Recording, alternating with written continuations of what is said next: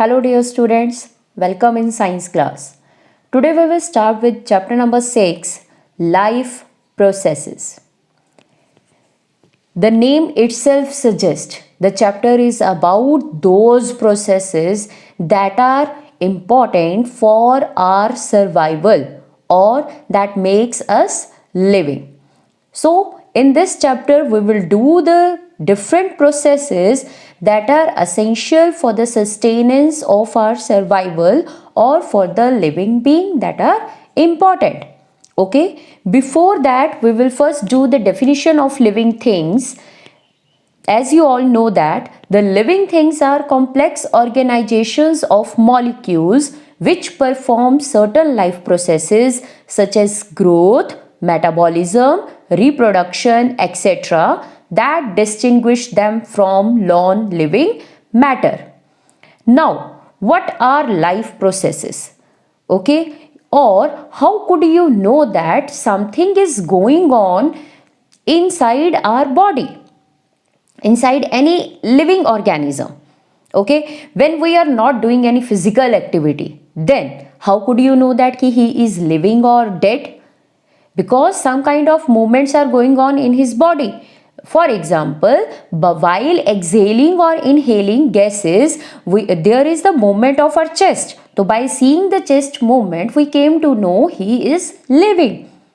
Otherwise also, the food we have eaten that digested in our body, its digestion going on inside our body and the absorption is going on, that provides energy to do the different body activities. Okay, and the waste material that we are removing from our body. So that means that some kind of reactions or biochemical processes are going on inside our body. So we will conclude with the life processes by this definition that all those processes which together keep the living organisms alive and perform the job of body maintenance are called life processes. The examples are nutrition, respiration, transportation, excretion. Okay, so in this chapter we will do these 4 types of the different life processes. These all processes taking place in unicellular as well as multicellular organisms. In unicellular organisms, there are no specific organs for performing the different function. Okay, for exchange of gases, for taking food or to remove the waste, they don't have any specific organ to do this work. Okay, because they are made up of single cell and otherwise also their cell surface is in direct contact with the environment. So they directly taking the food or removing the waste from the body by the simple process of the diffusion. But in multicellular organisms, what happens in multicellular organisms? They are made up of many cells. Cells combines to form tissues, organs, organ systems. So they are having the different organs or organ systems to meet their requirements. Okay, so by the simple process of diffusion is not sufficient to meet the requirement of multicellular organisms, as they are made up of many cells and their all cells or organs are not in direct contact with the environment. Okay, so now we will start with the first type of the life process that is very important, is called nutrition. Okay, as you all know, nutrition is defined as the process of intake of nutrients and its utilization by an organism in various biological activities. That process of intake of nutrients and utilizing them is called nutrition. So what are nutrients? These are the substances that are required for proper growth and maintenance of living body, that are called nutrients. These definitions you have done in lower classes also. Now the next is the modes of the nutrition. As you all know, there are mainly 2 types of modes of nutrition. One is autotrophic and other one is heterotrophic. As you all know, autotrophic nutrition means they prepare their own food, that are called autotrophic nutrition, and the organisms that depend on others, they are having the heterotrophic mode of nutrition.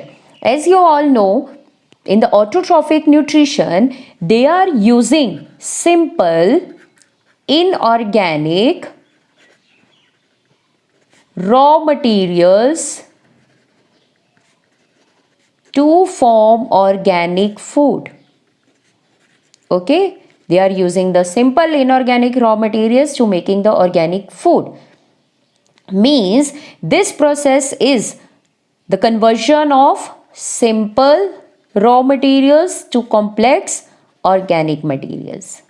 Okay, this is the new one concept for you according to your 10th class. And in heterotrophic nutrition, they are taking organic, means complex organic food they are taking and converting it into simple inorganic material or simple material. That is, from complex to simple, we are taking food and then digest it. We are taking the complex material and then simplified it. Okay, that is the heterotrophic mode of nutrition. Now the autotrophic mode of nutrition is further of two types. One is the photosynthetic, and one is chemosynthetic. Means photosynthetic, using light to synthesize food. Okay, these organisms use light for synthesis of food. Chemosynthetic means they use chemicals, utilize chemicals to synthesize their own food. They are autotrophic, but they are using chemicals for making their food. Examples of photosynthetic: all green plants. All green plants that are photosynthetic. And in chemosynthetic, cyanobacteria, you have done in 9th standard, it is comes under the kingdom Monera, that is cyanobacteria. Okay, and in heterotrophic nutrition, all the animals, some bacteria are also there. All the animals, including birds, fishes, amphibians, reptiles, they all are heterotrophic. They are having heterotrophic mode of nutrition. Students, listen carefully. For both plants and animals, they take food.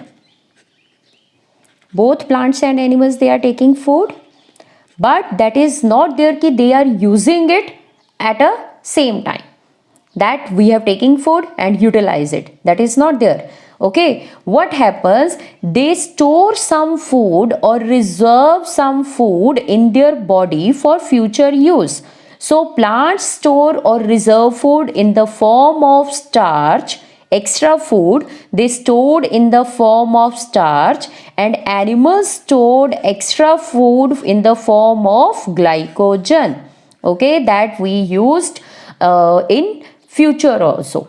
Okay, if then there is need of energy and we are not in the position to take food, then this glycogen gives us energy. In plants it is the starch and in animals it is glycogen. These questions may be asked in 1 mark in the exam also, so learn it properly. Now we will start with the first mode of nutrition, that is autotrophic nutrition. Okay, that means the organisms prepare their own food with the help of photosynthesis. Okay, by using light they are preparing their own food. So what are the raw materials for photosynthesis? Okay, the raw materials that are using for photosynthesis is carbon dioxide and water.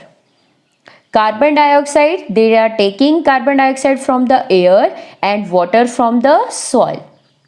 The water that we are giving in the soil. Okay, and what are the necessary conditions?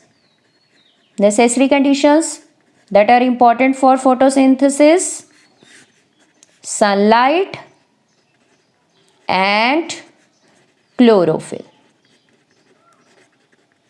Okay, for photosynthesis, the important raw materials are carbon dioxide that they obtained from the air, okay, and the water from soil. Necessary conditions are, that is sunlight and chlorophyll.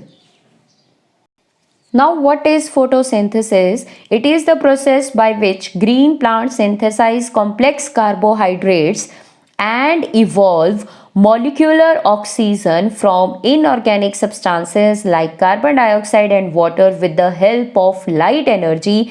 That process is called photosynthesis. Now we will do the different events or steps that occur during photosynthesis. Number 1, number wise or in the serial order you have to learn it. The first step is absorption of light energy. Okay, absorption of light energy by chlorophyll. That's why the chlorophyll is important, because it helps in the absorption of light energy.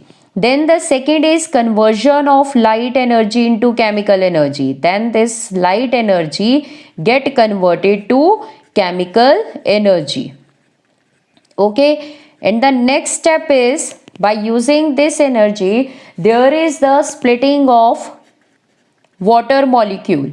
Splitting of water molecule into hydrogen and oxygen.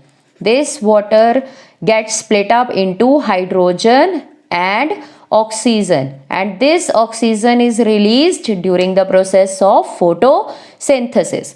Okay, now this hydrogen is used for the reduction of carbon dioxide. Reduction of carbon dioxide into carbohydrates. So these are the 4 steps that we are studying here under the steps occur during the photosynthesis. Okay, I am repeating it again. So what are the different steps? Number 1, absorption of light energy by chlorophyll. Second, conversion of light energy into chemical energy. The third is splitting of water molecule into hydrogen and oxygen, and this oxygen get released in the process of photosynthesis, and this hydrogen is used for the reduction of carbon dioxide into carbohydrates. Okay, you all are aware with the meaning of reduction, that is addition of hydrogen and removal of oxygen. We have done in chapter 1. Okay, so these are the different steps that occur during the photosynthesis. Now these processes occurs one after the other. Okay, but not immediately. Means these processes occur in durations. Okay, in gaps. Okay, the half of the process occur during the light, when there is the requirement of light, then half of the process occurs, and rest of the process completed at night. So in this way the photosynthesis process is going on. But one exception is there, that is the desert plants. Except in the case of desert plants, in desert plants stomata are open at night. So what happens in them? Desert plants take carbon dioxide at night and prepare an intermediate compound. Okay, they have a half reaction they have done at night. This intermediate compound is acted upon by the energy absorbed during the day by the chlorophyll. Means half of the reaction they have done at night, and half of the reaction, or they complete the process of photosynthesis during the daytime, when the light is there, and then the chlorophyll absorb energy and prepare food. Now we will do the site of photosynthesis, that is where the process of photosynthesis is going on in the plants. Okay, we have done this originally in the 9th class also, that is the chloroplast. Chloroplast is comes under the topic plastid. Okay, we have done three types of plastids in 9th standard: chloroplast, chromoplast and leucoplast. Okay, so one of the plastid that helps in the where that is the site of photosynthesis is chloroplast.